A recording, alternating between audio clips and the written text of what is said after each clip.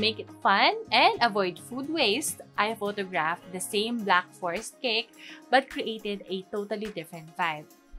My workflow is the same. I start with inspiration and a rough sketch. This time, I searched for cake slices on Pinterest. Overhead shots are best when you want to create visual interest through repetition or emphasize the shapes and colors of the food. So that is what we are going to do. To add layers, I will be using my blush scarf as a second layer next to the background. I will be using repeating shapes such as circles, so I will be using bread plates, mugs, and teacups. I will arrange the plates of the cake to form a triangle. Then I will use the diagonal technique to position the rest of the props. Then the cake slices. This arrangement exceeded my expectations, so let me show you how I can make this vision a reality. I am just setting the cake aside so I can change the background. This time, I am using a more colorful background and props. I have a combination of utensils and props that contribute to my story, which is a tea party. Not all my guests love tea, so I added coffee to add visual interest. Just checking my inspirations and rough sketch to review my planned arrangement. So I will be following the diagonal and triangle composition. I will be arranging the dessert plate to form a triangle, while the rest of the props to form a diagonal line. Since I want to utilize the overhead shooting angle this time, I am just checking how it looks using my phone. I am happy with my arrangement, so it's time to add the cake in the scene. Nice and careful to make sure it looks pretty and inviting. Mission accomplished. Let's not forget the reflector to fill in the side shadows. Then take a shot.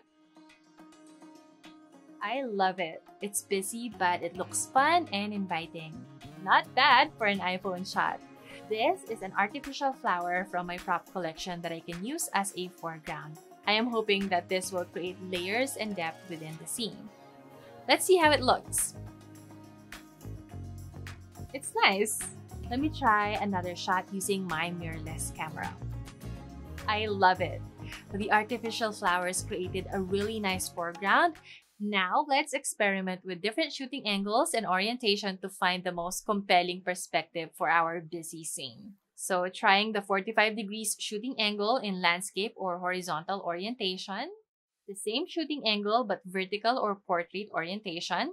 Again, the composition techniques that we were able to apply in this photo shoot are shapes, patterns, and repetition. We also worked with lines by using diagonal lines to add a dynamic and energetic feel to our scene. We also used layers, the background as our first layer, the fabric, the dessert plate, and the cake.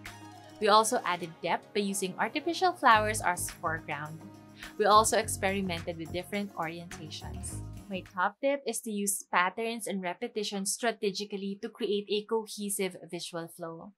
Incorporate complementary ingredients, props, and textures. Think about colors, shapes, and sizes that balance and enhance the composition. If you'll notice, I used matching bread plates and mugs in my scene. Instead of using a colorful teapot and teacups, I used a clear picture set to avoid distraction and clutter. Finally, choose your main elements. These could be a combination of ingredients, utensils, and props that contribute to the overall story and visual complexity of the scene. In the next lesson, I will be sharing my final 3 tips. See you there!